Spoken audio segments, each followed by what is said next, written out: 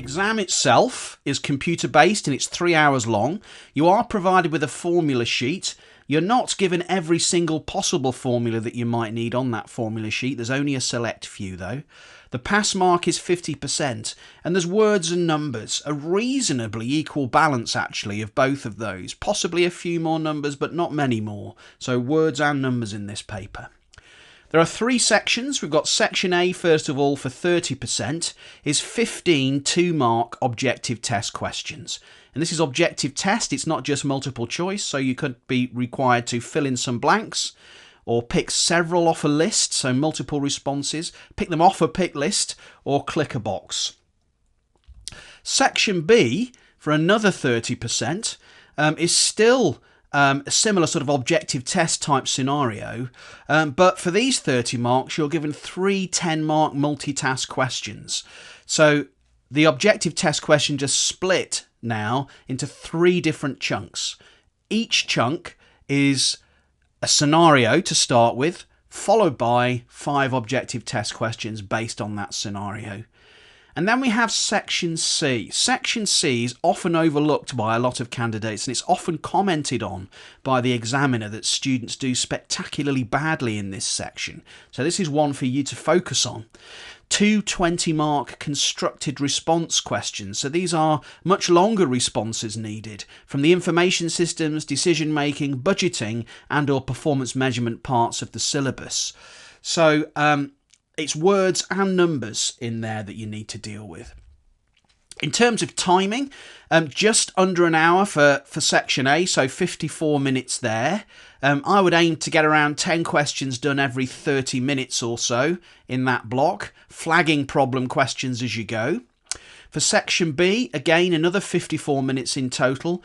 Aim for around sort of 15, maybe up to 18 minutes maximum per scenario, and keep an eye on the clock there. And this is how you ensure you don't run out of time. For sections A and B, the objective test questions, make sure you read the questions carefully. Particularly look out for negatively worded questions and make sure you've understood exactly what the question is asking you. For example, which of the following is correct, or which of the following is incorrect, or which of the following is not correct. Make sure you pick up on those. Note from the question how many options you need to choose. Sometimes it might say which 2 of the following, in which case don't pick 1, don't pick 3. Make sure you pick 2 and only 2. And the distractors is the technical term for options that are not correct.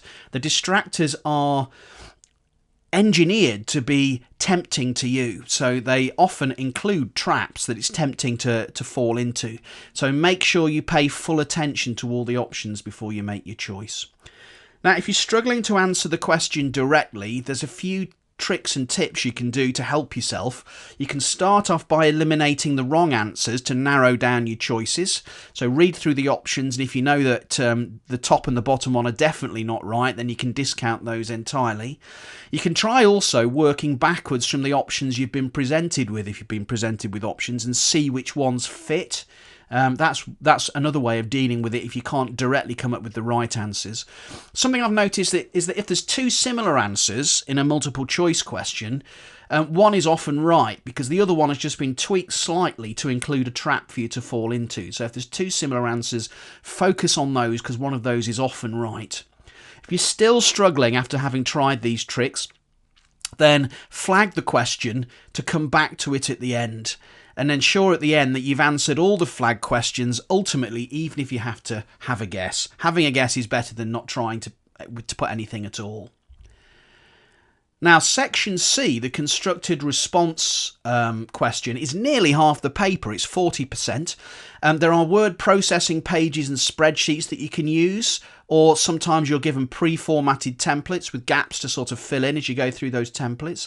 Make sure you read the requirements first and you input numerical and written answers in there and include your workings. If you put formulas in there, those formulas will be marked, but make sure the workings and the formulas are easy to follow. Probably the area that lets most people down in the exam is section C, narrative questions, wordy type questions in section C. So if you focus your attention on those in your studies, you'll be ahead of the game.